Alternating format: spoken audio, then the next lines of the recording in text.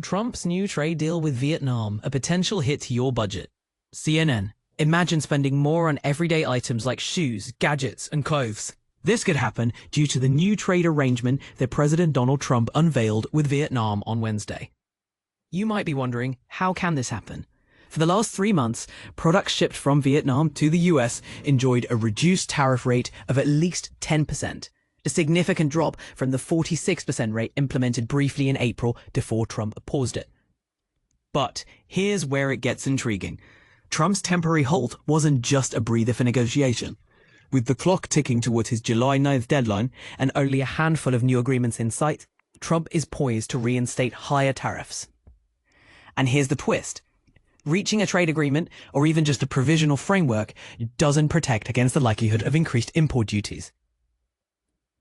Trump's latest announcement on social media reveals a new mandate imposing a base 20% tariff on Vietnamese exports to the US, essentially doubling the current tariff burdens borne by US firms. In return, Vietnam has pledged to open up its market to more American goods, promising not to impose tariffs on products from the US.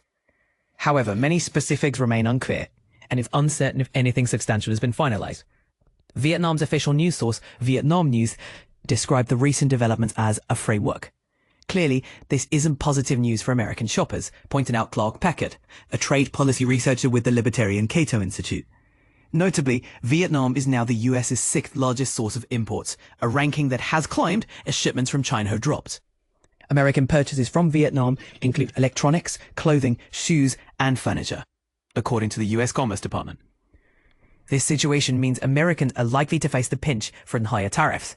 In the end, it's American consumers who will bear these increased costs, Packard commented to CNN. Remember, tariffs are basically extra taxes on imported products, causing them to cost more.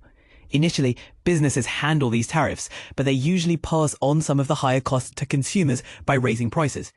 Nonetheless, many businesses try to absorb some of these costs to retain customers and may amass inventory purchases before the tariffs take effect, which delays price hikes.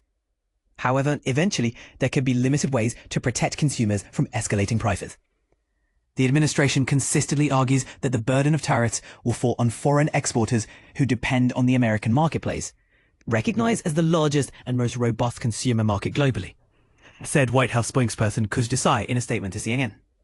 Desai pointed out that recent inflation figures showing no widespread price hikes despite increased tariffs underscore this claim. Trump's strategy aims to create a level playing field for American industries and workers, as Desai explained. Essentially, by raising the cost of foreign products, Trump hopes to encourage more domestic production. But this transition isn't instant. It can take years for companies to shift production facilities back to the US. In the interim, they might still rely on imports from countries like Vietnam.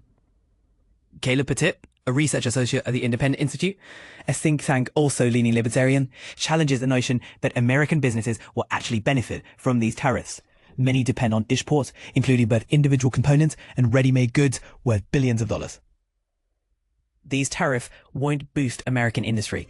Instead, it'll just drive up costs and create market uncertainties for American consumers, Petit argued.